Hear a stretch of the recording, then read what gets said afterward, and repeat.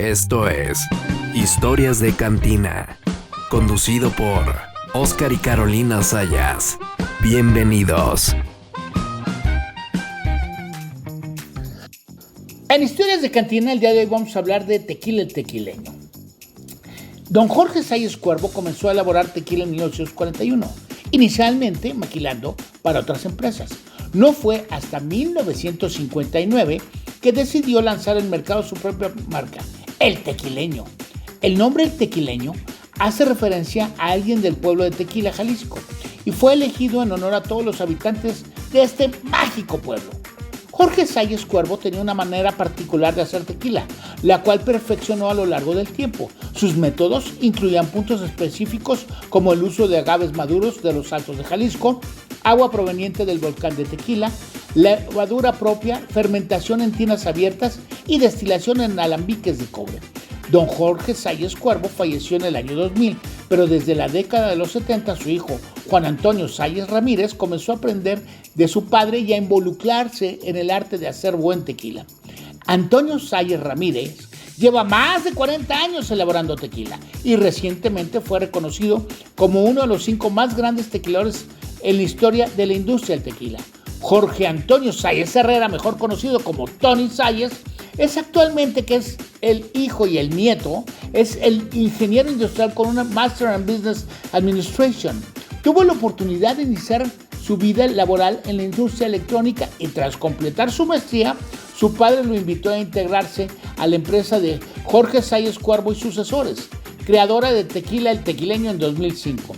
En 2008, asumió la gestión tanto del área de comercio internacional como de producción, desempeñándose como gerente de fábrica en Tequila, Jalisco. Desde entonces, se ha dedicado a hacer que todos los procesos de producción sean lo más ordenados y eficientes posibles, como manteniendo siempre un compromiso con la calidad del tequila. En 2018, la empresa fue adquirida por un grupo de empresarios canadienses, quedando su padre y él como accionista y responsables de la producción. Gracias a esto, ha logrado crecer más de un 600% y extender su presencia a más de 30 países, asegurando la calidad y el sabor auténtico que caracterizan a Tequila el Tequileño, que sigue siendo uno de los máximos orgullos de Tequila, Jalisco y Jalisco en general. Bienvenidos a otra historia de cantina, aquí al Salón del Bosque y acompañado con mi hermosa hija de Carolina Eden Planner. ¿Y a quién tenemos hoy, Carito? El día de hoy tenemos a una superestrella, seguramente lo conocen, y si no conocen su tequila, no sé qué están haciendo. Tenemos a Tony Sayas de Tequileño. Muchas gracias, un honor estar aquí con ustedes, gracias. Mi querido Tony, pues ahora sí que muy contentos de tenerte, más que nada porque pues para nosotros Tequileño es una marca que aquí en Guadalajara, bueno, es un orgullo tapatío y además es parte del Salón del Bosque. El Salón del Bosque es para que ustedes sepan, cuando piden sus hierbabuenas, cuando piden sus margaritas, siempre están hechos con tequileño blanco. Y bienvenido, mi querido Tony. Y a ver, platícanos, porque vienes de toda una historia de, ahora sí que desde tu abuelo, tu señor padre, pero tus inicios que empiezas tú como pues tienes una maestría en... Tengo una maestría en administración. Yo primero empecé a trabajar en una empresa de electrónica. Ah, mira. Ahí empecé, duré casi 2 años, como le dije a mi papá. Porque fue lo que estudiaste, ¿no? Estudié ingeniería industrial. Ingeniería industrial. Y me fui a trabajar en una empresa maquiladora de electrónicos. Y me dijo, bueno, pues para que empieces a aprender allá, incluso si vas a echarla a perder, echa a perder allá antes de echarla a perder acá. Entonces, fue por eso que empecé allá. Duré casi 2 años y después de un tiempo me dijo que tenía la oportunidad de que me pudiera ir a estudiar una maestría y la tomé. Me fui 1 año a estudiar una maestría de Business Administration. Un MBA en España. Ok. Entonces, le sufrí ahí, estuvo divertido, sí aprendí bastante, creo yo. Y al regreso, pues estaba viendo mis opciones y me dijo, oye, necesitamos a alguien que nos ayude con el área de comercio internacional, ¿te interesa? Y le dije, sí, vamos empezando a ver qué tal. Empecé con el departamento de comercio internacional. Me gustó mucho, era viajar, era buscar nuevos clientes, era difícil. Ah, entonces empezaste tú a viajar y empezaste abrir mercado del tequileño. Sí, sí, es difícil porque pues, como es una empresa chica, es más difícil como empresa chica. Empezamos tratando en Estados Unidos, sobre todo en California, donde más intentamos, en Chicago, donde se intentó, inclusive una vez me tocó ir en una misión comercial a China, y para tratar de abrir el mercado era difícil, no teníamos muchos clientes, pero así fue como cosa empezó. Y por una o por otra cosa, en el 2008 me dieron la oportunidad de como hubo una remodelación en la fábrica, y les dije, pues si quieren, yo me hago cargo también de la fábrica. Y me dijeron, ¿te interesa? Le dije, es lo que estudié, es lo que me gusta, la producción. Y empecé con la fábrica. Desgraciadamente no teníamos una producción tan grande, y ahí fui tratando de eficientar, y fue cuando vi que podíamos trabajar prácticamente 6 meses sí y 6 meses no. Entonces los 6 meses era intenso en la fábrica, ¿Pero por qué 6 meses sí, 6 meses no? porque la producción no había necesidad de tenerla abierta todo el año, Ah, ok.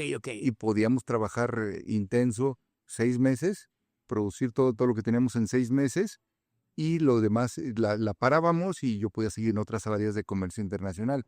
Y era un poquito más eficiente. Hacerle todo. como la combinación de las dos cosas. Sí, Y además, bueno, en el comercio internacional, cuando estabas ya vendiendo y abriendo mercado, pues tú también sabías qué tanta capacidad tenías de producción para vender lo que tú estabas comercializando, ¿no? teníamos más capacidad de producción de lo que podíamos vender, porque, Ok. digo, en México pues ya teníamos una ventaja de muchísimos años, que podíamos estar, ya la gente nos conocía. A la hora de empezar en Estados Unidos, pues nadie nos conocía, o sea, era muy poco los paisanos que llegábamos y decían, tequileño, sí, ese es el que tomaba yo cuando vivía en México, es el que tomaba mi abuelo. Lo mejor fue con el que me puse borracho la última vez que estuve allá. Y bueno, y a la hora que lo probaba me decían, uy, sabe igual, qué mejor, eso es lo mejor que me pueden decir.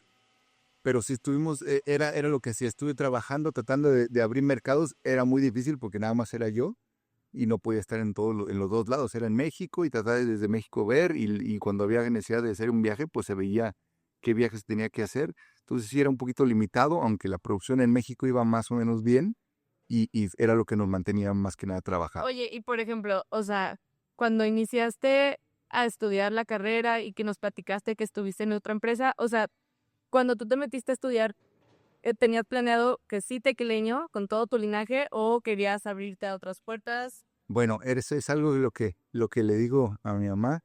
Cuando yo estaba chico, yo siempre le decía a mi papá, yo quiero ser tequila como tú, y mi papá me decía, no, tú búscate otra cosa.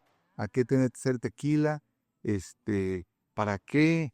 Tú ve que puedes crecer, y mejor dedícate a algo más.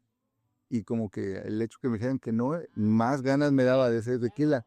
Irónicamente, con mis hijos les digo, vénganse a conocer, y me dicen, no, yo creo que vamos a hacer otra cosa. Entonces, ya a mi hija le está gustando, a mi hijo todavía está más chico, pero mi hija sí duró trabajando el año pasado un poquito con nosotros en Canadá, pero sí, es lo irónico. Me decía, no te pongas a trabajar en esto, busca tu forma de vivir, tu otra forma. Y sí le busqué, pero en el momento en que di en el tequila y que di en la producción, yo creo que eso fue lo que me enamoró. No, y fíjate que te voy a decir algo, digo, ahorita platicando que decía Calo del linaje de la familia, bueno, quien tu abuelo, don Jorge Salles Cuervo, que bueno, que es todo un personaje del tequila de aquí de Guadalajara y de México ya, luego tu señor padre, que está reconocido entre los 5 mejores tequileros a nivel mundial, y yo me imagino que tú de chico pues también creciste en la destilería, viendo todo el proceso, porque fíjense que les voy a platicar algo, y que ahorita nos va de la historia de Tequileño.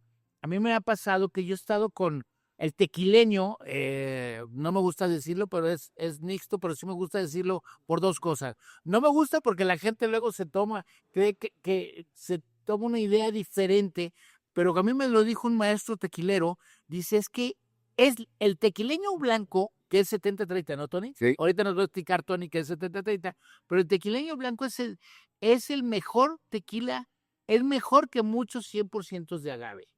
Pero bueno, entrando a la historia, ¿cómo empieza toda la historia desde tu abuelo, tu padre. Bueno, como mencionaste, mi abuelo era Jorge Salles Cuervo. Es correcto. El- ¿Y él es pariente de los cuervos Sí, de don... Don José Cuervo era tío abuelo de mi abuelo. O sea, el abuelo de Bueno, ya que empezamos con Tequileño, salud, mi querido Tony. Salud. Sí, no. Para que se... Salud.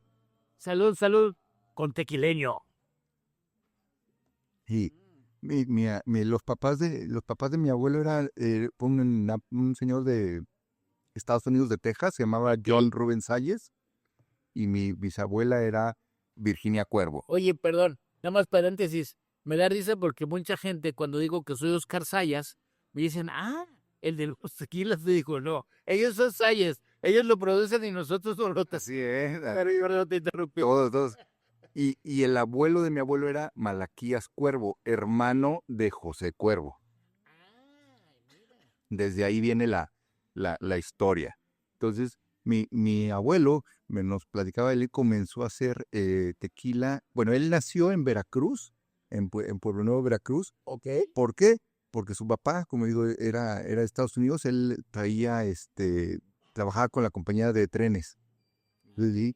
Que él estaba en Veracruz y luego se fueron para Tequila, y ahí también pusieron el tren que está en Tequila, y ahí fue cuando ya mi abuelo se quedó, porque mi abuela era mi bisabuela era de Tequila. Y él nos cuenta que empezó en 1941 a hacer tequila. Todo el tequila que hacía, pues era yo creo que casi todo era para Casa Cuervo. Entonces, de 1941 a 1958, todo el tequila que hacía era para Casa Cuervo, hasta que me dicen Porque que él maquilaba el él maquilaba el Ya, tequila. ok. Y en el 58 llegó, Pregunta, Tony, ¿él era maestro y tequilero? pues se va haciendo, un tequila, se va haciendo. ¿Cómo? Porque no había como también, no había ni siquiera el título de maestro tequilero. Así es. Y digo, hasta la fecha, si me preguntan que si hay una escuela para ir a hacer como para hacer cerveza, no hay todavía. Son pocos los que tenemos la experiencia, la fortuna de aprender de otro maestro tequilero. Estaba un amigo mío, no sé si lo conozcas, a Julio Bermejo, que dice, es de Estados Unidos, es el dueño de Tommy's en San Francisco. Y dijo, son pocos los que tienen la oportunidad de estar dirigiendo una fábrica, de ser maestros tequileros, y de que tienen el conocimiento, la experiencia y la historia de cómo hacer el tequila. Es correcto. Entonces, digo, yo creo que soy muy afortunado porque sí, como digo, mi abuelo empezó en el 58, llegó, me dice mi papá que llegó el gerente de Casa Cuervo y le dijo, don Jorge, ya no vamos a necesitar más tequila, muchas gracias, este es el último año que necesitamos.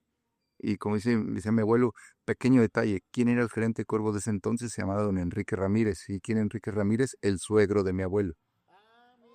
Entonces, todos decían, Novelesco las... imagínate que tu suegro te deje sin chamba y luego te dice, acuérdate que estás casado y tienes hijos.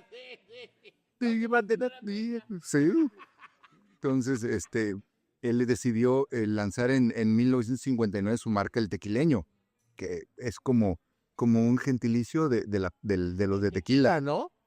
de la gente tequila. Entonces fue desde el 59 que ya empezó con Tequileño, y había varias cositas que él tenía de específicas, como que él decía que el agave, el que a él le gustaba era el de los altos de tequila.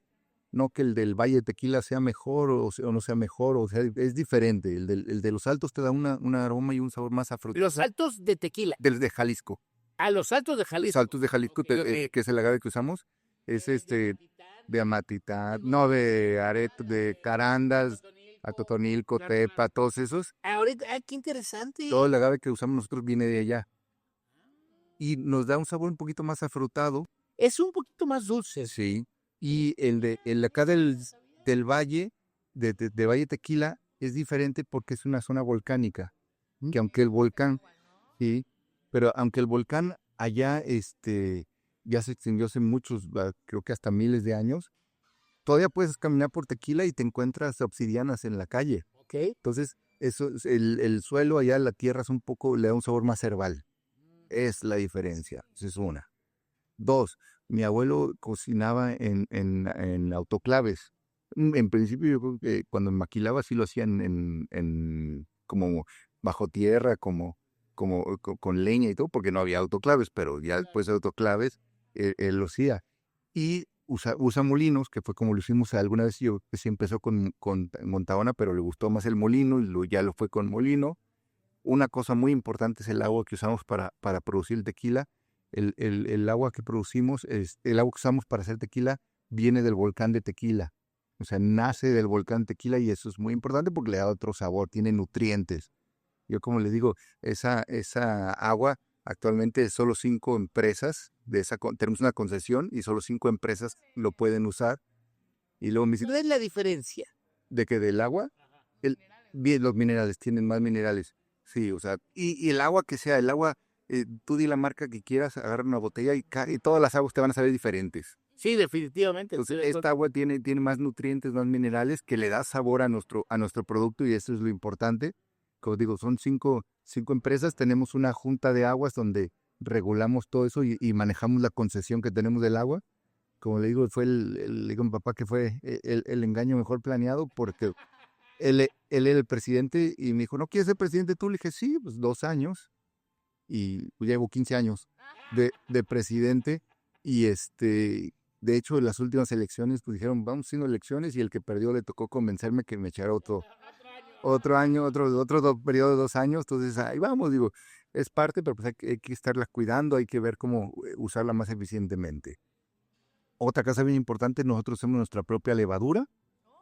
Fermentamos en tinas de concreto con fibra de vidrio, que se abiertas, que no encontramos la temperatura se autorregula y nosotros estamos viendo que sea la correcta y finalmente destilamos en alambiques de cobre, que el cobre te va a dar sabor. Pregunta.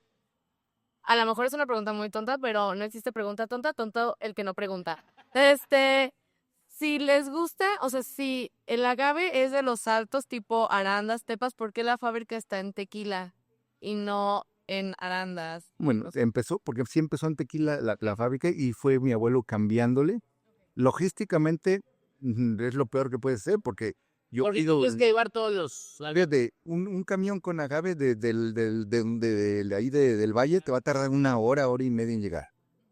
Un camión con agave de los altos, de Tepa, de Arandas, de donde quiera, mínimo de 6 a 7 horas.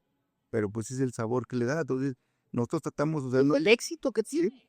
sí, somos una empresa que ha ido creciendo, sí, pero es una empresa pequeña que duró siendo muchos años pequeña y que hemos ido creciendo, pero como digo, lo que nos mantiene no es que tengamos mucho dinero para estar en marketing, no, es el sabor que le damos a nuestro producto y que la gente le gusta y que dice, bueno, sigue sabiendo igual, lo hacen como dijiste, el mixto. Me dicen, ¿cuál es el secreto? El secreto es que... Es que es un gran secreto. El secreto es sencillo, lo hacemos con el mismo cuidado que si hiciéramos un 100%. Es un tequila que lo aprendí, lo aprendí en donde menos te imaginas. Estaba cruzando la frontera para Estados Unidos y llegué con el agente banal de Estados Unidos y me dice, ¿tú qué haces? Le digo, tequila. Se me queda viendo, ¿y tomas de tu tequila? Le digo, pues sí. Me dice, no es cierto. Le digo, no, sí. Me dice, ¿tú sí tomas de tu propio veneno? Le digo, sí, tomamos de nuestro propio veneno y es el mismo tequila que sale de la fábrica, el que vas a ver en mi casa, el que te voy a tomar contigo, no hay diferencia. O sea, tiene que ser un tequila que primero que nada nos guste a nosotros. Entonces, Oye, hay algo que me llama la atención ahorita que le estás comentando. Su papá teniendo, por ejemplo, digo, porque está el tequileño y está aquí el tequileño blanco y el platino que es 100% agave, ese 70-30, su papá toma puro tequileño blanco. Puro tequileño blanco, o sea. Es riquísimo. No, es que además que es muy rico, por eso te digo que no, ya yo te platicaba hace rato, no me gusta decir que es mixto porque luego porque dices que no me da dolor de cabeza, porque está muy bien hecho. Es un tequila muy, muy bien hecho. Sí. Como digo, de historia, mi papá, cuando él estaba más joven, él era el cargado de la fábrica como yo. Y así como yo me llevaba a mí a la fábrica. Le digo que a mí me llamaba mucho la atención las transmisiones de los molinos, que eran unas transmisiones enormes, yo creo que eran de casi 1.5 metros de diámetro, y les corría grasa, y yo siempre quería ver qué sentía.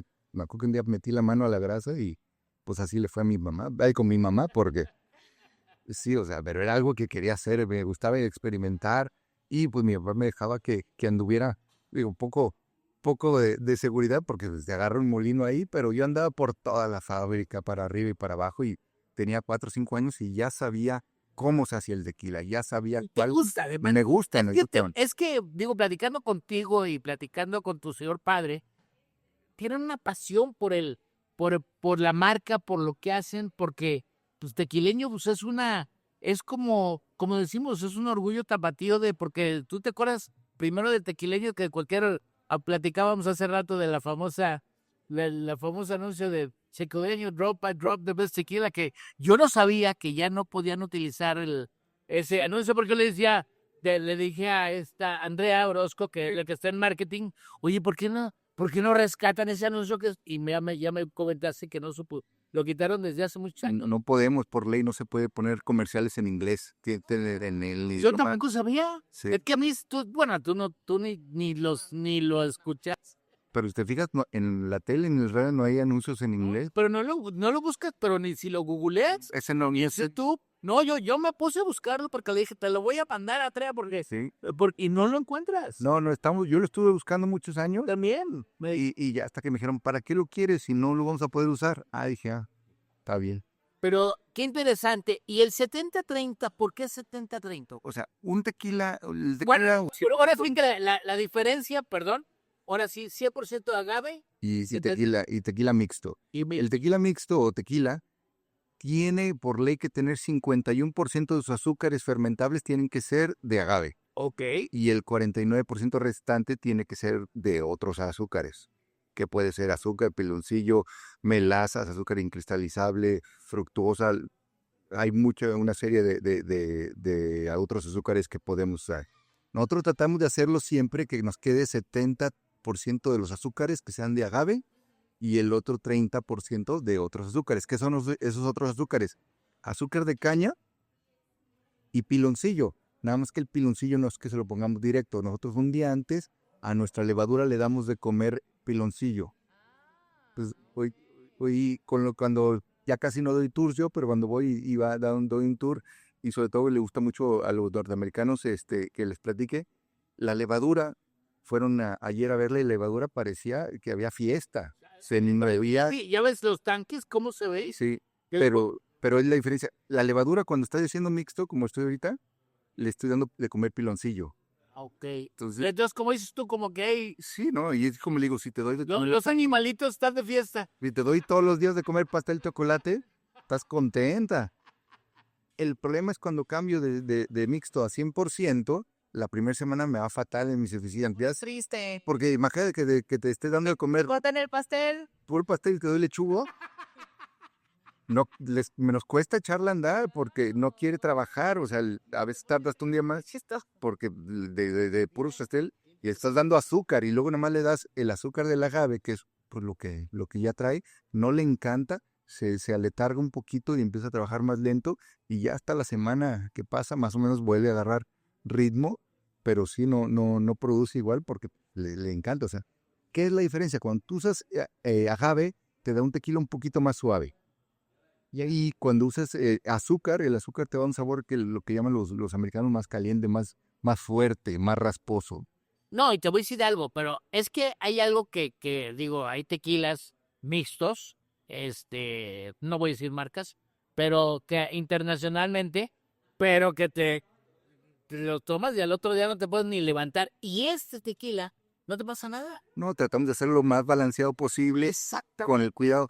Y lo que sorprende a la gente me dice, oye, ¿y cuando haces un 100% o un mixto, qué diferencia hay? Y le digo, pues que le echo azúcar y piloncillo, nada más. Dice, nada más, no cambias destilación, no cambio. Y el otro, los azúcares son del agave. Y los otros son puro de agave. Puro agave. Puro agave. ¿Cuándo empieza el 100% de agave? Bueno, en teoría empezó desde sus inicios. Ok. Pero un día cometí el error de decir que al principio todos los tequilas eran mixtos. Y me dijeron, no es cierto. Y salieron 2, 3 marcas que sí, desde el principio siempre han sido 100%.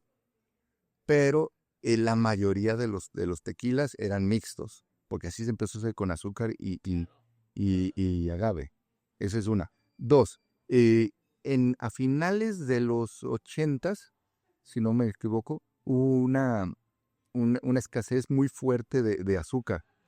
Entonces, empezó a escasear el azúcar y fue cuando el primer boom de los 100%. Casi todo el mundo se fue a los 100%, pero mi abuelo dijo, bueno, este es el que me da de comer, este es el que me da de... Claro, el que toda la vida ha sido... No sé si te tocó ver cuando fuiste a visitarnos, tenemos un lugar para hacer catas, Sí, claro. que son... Esas eran, esas eran bodegas de azúcar. Y tiene alrededor de unos 20 metros de profundidad por unos 4 o 5 de alto. Y estaban a tope. Mi abuelo, y creo que en ese entonces me platicaron, compró casi 14 o 15 trailers llenos de azúcar. Cada trailer trae 35 toneladas. Entonces los compró y lo llenó porque no había azúcar, era más cara, pero pues él decidió que su tequila iba a seguir siendo igual, que no iba a cambiar algo, aunque le costara un poquito más hacerlo. No, mira. Entonces él dijo, sigue igual y eso es lo que nos ha caracterizado. La mayoría de los tequilas, el boom fue a finales de los 80s, que fue cuando subió el azúcar y bajó el agave. Luego volvió a haber otro en el 2000 que bajó otra vez muchísimo el agave y otra vez salieron más tequila 100%. El problema es de que luego sube el agave y quieren regresar a mixto y muchas marcas, o sea, ahí es la muerte para ellos que quieren regresar. Y fíjate que ahorita acabas de mencionar algo muy, muy interesante. ¿Cómo le llamamos tú? Que ahora sí que eres más de administración. Es un commodity por el agave, el agave. ¿Por qué? Porque de repente yo me acuerdo, a ver, yo te digo, 6, 7 años estaba el 28 pesos, o 30 pesos casi el kilo de agave, y creo que ahorita anda entre 8 o 9 pesos. No, fíjate, la última en el 2023, el último precio del 2023 que me acuerdo, 36 pesos el Sí, kilo. de acuerdo que estaba aquísimo. Sí, y 36. Y hoy lo agarras en 2, 3 pesos puesto en mayo. ¿Pero eso a qué se debe? ¿Por tanto? Porque es que no. Desgraciadamente, no, la gente se aborazó. Hay gente que ha sido agavera toda su vida y ellos siguen plantando, pero hay gente que empezó a ver que empezó a subir y todos sus ahorros los metieron al agave. Entonces, de tener nosotros lo suficiente para un año de producción, creo que ahorita, este año vamos a tener lo que la industria requiere. Hay como 3, 4 veces más de lo que la industria requiere de agave. Y alguna vez escuché, no sé si sea cierto, que también ciertas empresas fuertes, extranjeras, que ya de tequila, como que la acaparaban también mucho. No, sí tienen, ellos se preocuparon y empezaron a tener su propio agave para... Pero ya lo pagaban, ¿no? no, sí. A un precio muy alto y de repente ya también se bajó el precio. No, pero esta última no fue escasez, sino que, bueno, sí escaseó y no había tanto agave, a todos nos agarró parejos y varios desgraciadamente desaparecieron, otros estuvieron muy cerca de decir gracias, pero fue así, o sea, nosotros parte de ese que subió el agave fue que nosotros en el 2017 cambiamos de administración y tuvimos inversionistas nuevos, con unos canadienses que llegaron unos canadienses al grupo con la única consigna que mi papá y yo siguiéramos en el grupo. O sea, Es lo que te voy a preguntar, que si no les costó, o sea, de venir de ese gran linaje como... Oye, Laura, tú y tomo salud. Yo les dije que yo me lo tomaba, pero por eso yo le pedí a usted agua. Perdón, dígame, te refí. Mira, a mí me fue mejor porque yo no era dueño, yo era mi papá. Y ya soy dueño. Hoy ya soy dueño. Esa es una. 2. Depende del lado que lo veas. Si lo quieres ver desde un lado muy romántico, sí dices, híjole, es algo que... Sí, pero si lo ves del lado objetivo, lo veo mi papá, dijo, este es el sueño de mi abuelo, de su papá. Claro. ¿Y qué iba a terminar? Iba a terminar porque la situación estaba muy difícil. Llegó este grupo de canadienses y si cual ya no es el 100%, pero ya es un cachito, pero mi papá puede apoyar, poner su granito de arena a que el sueño siga, o sea, el tequileño sigue. Porque la cosa puso... Y ustedes todavía están súper presentes, ¿cierto? Y además, lo que me comentaba Tony es que la expansión, digo, yo lo acabo de vivir, le mandé una foto a Tony, llego a Florencia, a un bar, pues una cantina, y lo primero que veo fue tequileño, y agarré, y te acuerdas que te mandé la foto, dije, oye, porque hasta me dio mucho gusto verlo, dices, cómo se ha expandido todo lo que han hecho, que toda esa labor, y eso pues ya volvemos a lo que han hecho también tanto tu papá y tú. Sí, Sí, a mí me toca, por ejemplo, a mí me tocó picar piedra y empezar cuando yo era solos, sí era difícil. Cuando llegaron los canadienses, bueno, pues es la ventaja de conocer a gente y ellos nos abrieron las puertas. Hoy en día estamos Es el know-who que el know-how. sí, y a 35 países estamos, pero por ejemplo, acaba de llegar un amigo mío de Las Vegas y yo voy 1 o 2 veces al año a trabajar, porque voy con la empresa a trabajar yo como representando a la marca. Y me imagino el gusto que le hubiera dado a mi abuelo, porque mi abuelo iba 3 o 4 veces a Las Vegas, de ver el tequileño en todos los lugares que ya está presente. O sea, ¡Qué maravilla! sí, él se llevaba siempre su tequila porque no había tequileño allá. Y allá venden, a ver, y de lo que más llevan es del blanco, del 100% agave, o ¿cuál es el? Este año se empezó a vender más este. ¿Por qué? Lo que acabas de decir tú, llegamos y dijimos, es mixto, no quiero. Claro. Le empezamos a hacer un poquito de marketing, a enseñarle a la gente a que lo probara. La gente lo empezó a probar y le cambió la cara y hoy es de los que estamos vendiendo más. El único que, por ejemplo, aquí no vendemos, no lo vendemos el rosado. El más delicioso, desde mi punto de vista, es un espectáculo en el paladar, el tequila rosa. Y además tiene una historia interesante. Por eso lo puse. Ya viste, ya está firmado por él. Y ya vi que... Sí, no, para traer otra botella. Este tequila fue un experimento que hice con nosotros. Por lo menos cada 6 meses nos juntamos un grupo de 5 personas a hacer la nueva versión del añejo de cada año. Cada añejo que hacemos nosotros es diferente. Digo que eso es divertido porque cada vez que hacemos un añejo tenemos que probar mínimo unas 150, 200.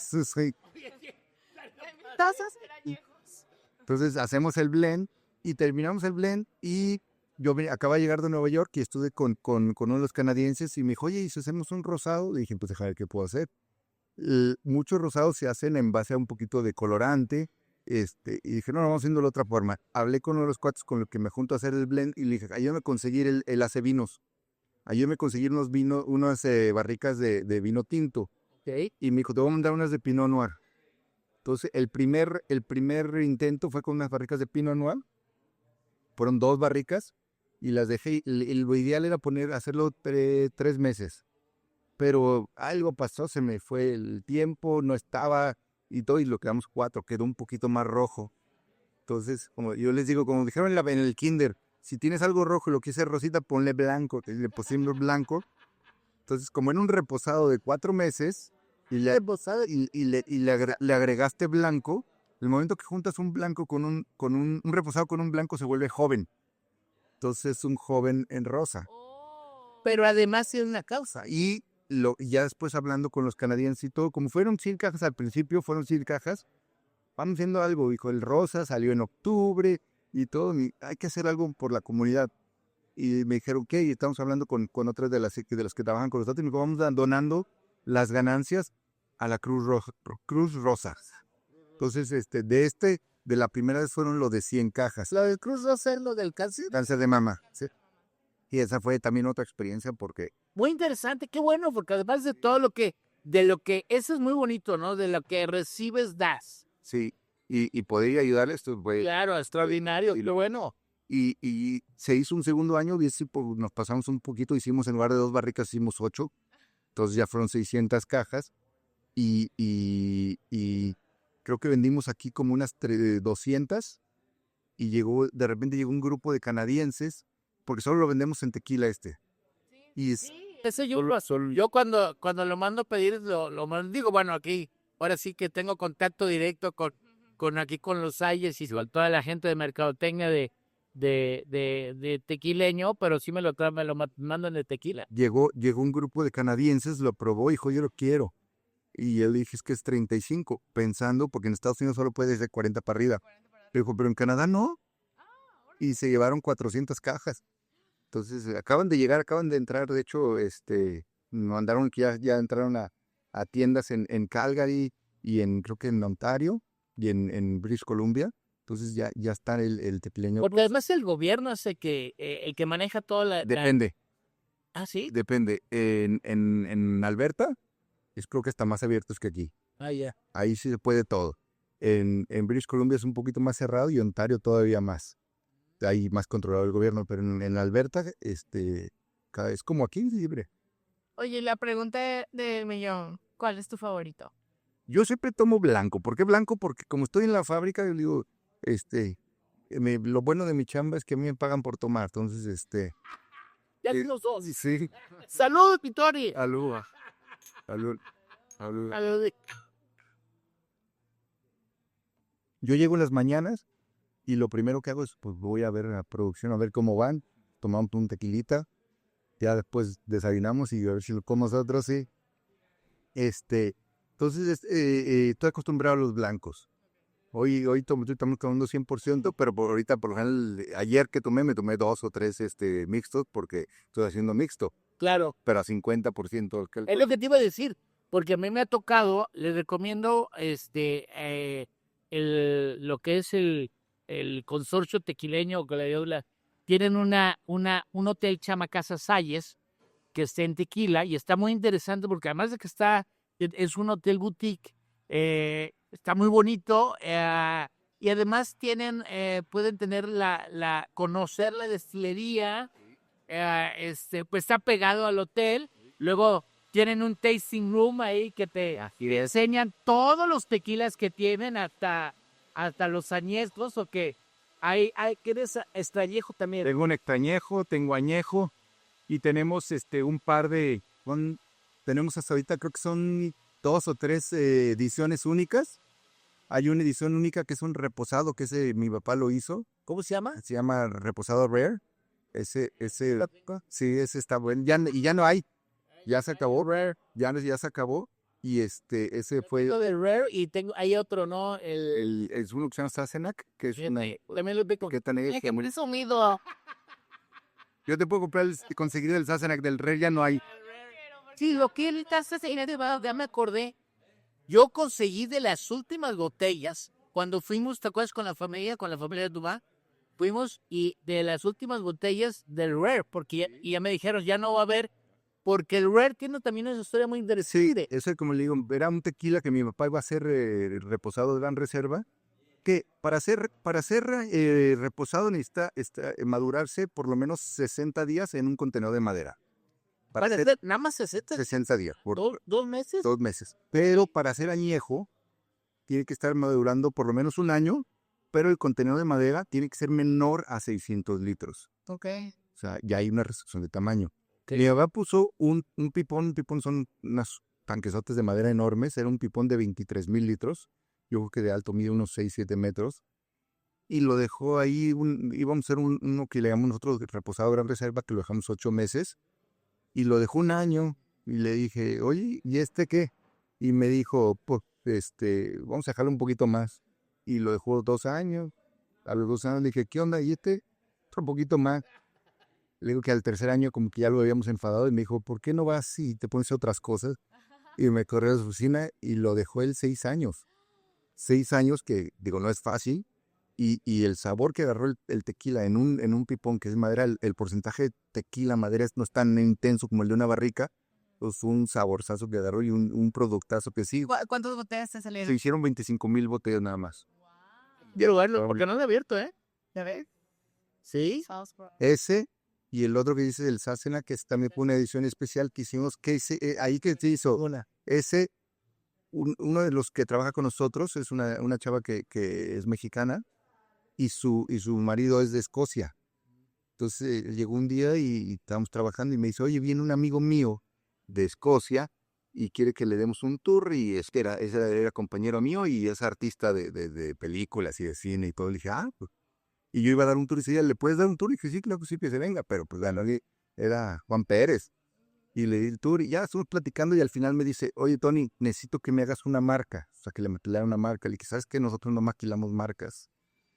Anteriormente era por gusto, hoy porque ya de plano de verdad no podemos maquilar. Pero sí, no, le dije, no podemos. ¿Por qué? Digo, porque no hacemos todo.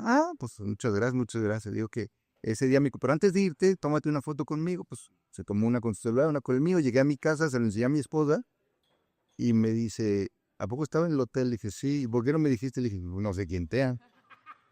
Y luego me dice, ¿y qué quería? Le dije, pues me pidió que si le hacía un tequila. ¿Y qué le dijiste? Pues dije que no.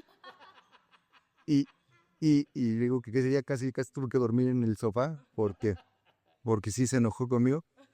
Después volvió como otras 3, 4 veces y ya llegamos a un acuerdo que íbamos a un tequileño, edición especial para él, que fue un reposado de 2 años en madera de roble americano, terminado en roble francés.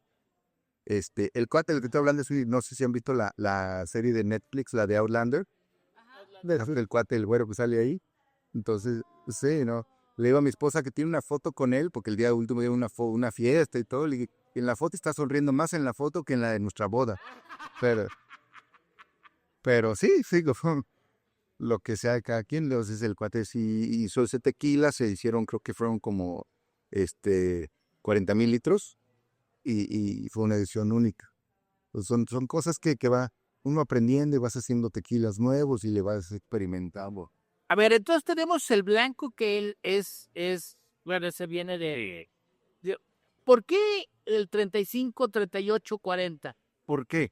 Bueno, el 50 es casi en directo al enrique, ¿verdad? Sí, casi, depende de cada fábrica, algunos estiran a 55, otros a 50 y ya hay otros en más o menos. A 38 en México casi todos son 38. ¿Por qué? Porque así el mercado así lo dictaminó. Antes era 46 y con papá la gente le fue bajando a 44, a 42, a 40, a 38. ¿Por qué? Porque tomabas más. Claro.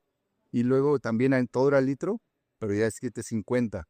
Dicen que ¿por qué 750? Porque sobre todo aquí en Guadalajara, lo que me han dicho es que llegas y tienes una botella de litro en tu mesa y la gente te ve y te dice qué borracho. Pero tienes 2 de 750, eres bebedor social. Pero también había unas como las de Pedro Infante, ¿no? Sí, de medio, serán de medio. Entonces, en México no hay, mientras sea entre 35 y 55 en México no hay problema. No hay problema. En Estados Unidos tiene que ser de 40 a 55, eso es la ley. Ok. En Canadá, de 35 a 55. En Europa también es de 35 a 55, pero por ejemplo España lo pide a 40, Italia lo pide a 40. O sea, dependiendo del país. Los demás países a 38. Y nosotros el rosado y el cristalino está hecho a 35, porque es lo mínimo que puede estar, pero es más suave. Por eso me encanta.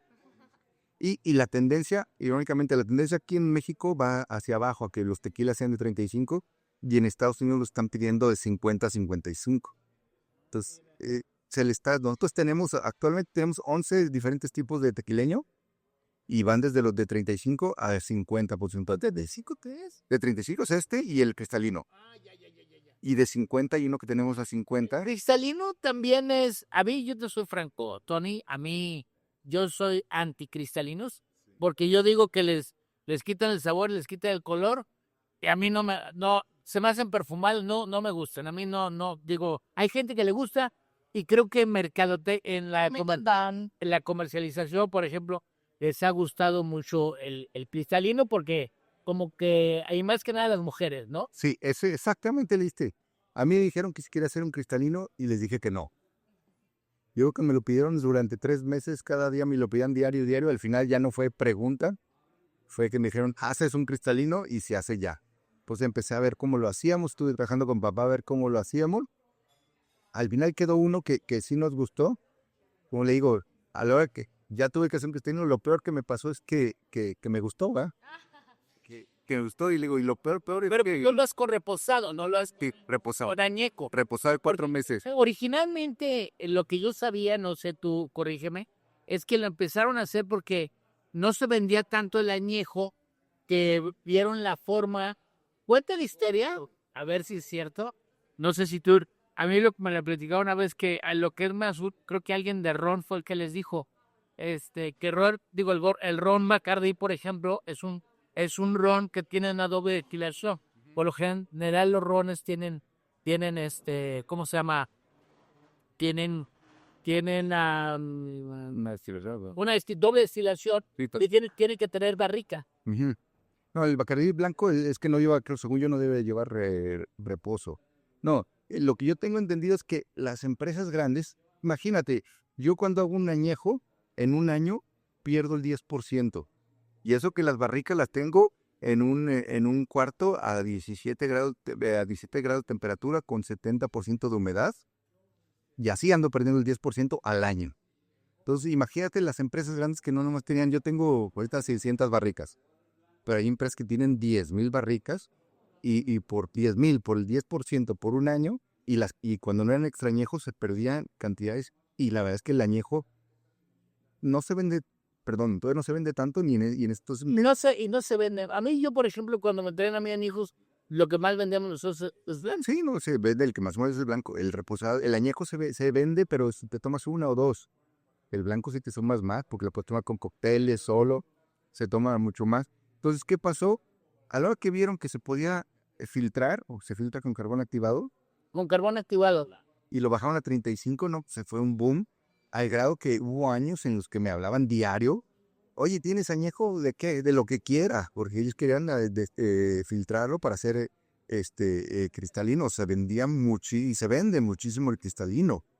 Y el cristalino, ya la gente que trae cristalino, que lo pone en su mesa, el cristalino te da una sensación de estatus, de poder. Sí, eso es lo que... Anteriormente era solo el tequila de las mujeres, ya dejó de ser el tequila de las mujeres y ahora es el que yo sí tengo poder y tengo dinero, tengo mi colino. Sí, entonces eso fue el cristalino.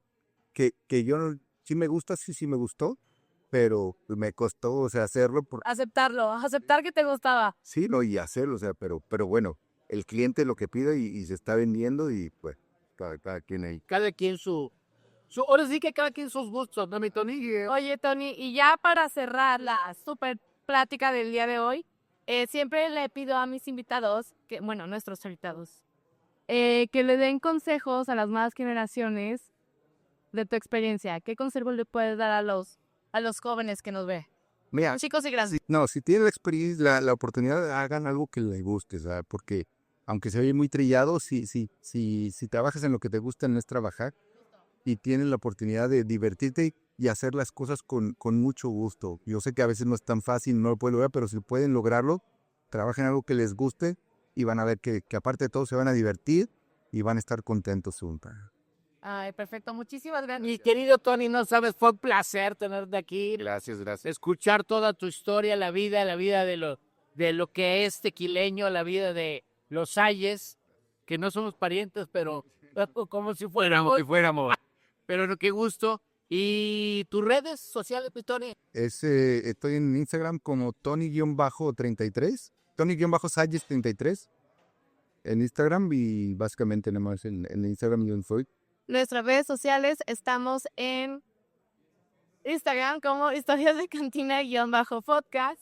Nos pueden escuchar en Spotify y en YouTube como Historias de Cantina y también estamos en Facebook como Historias de Cantina. Y el tequileno, @ el tequileno o tequileno.com. Oye, para hacer reservaciones también Por medio de la página web. de la página web, ¿verdad? Pues muchas gracias. Muchas gracias. Ahora sí que, como te digo, es tu casa, el Salón del Bosque. Todos tenemos una historia en el Salón del Bosque. Sigamos haciendo historia juntos. Gracias. Gracias. Salud. Ay, miren, yo ya me lo acabé.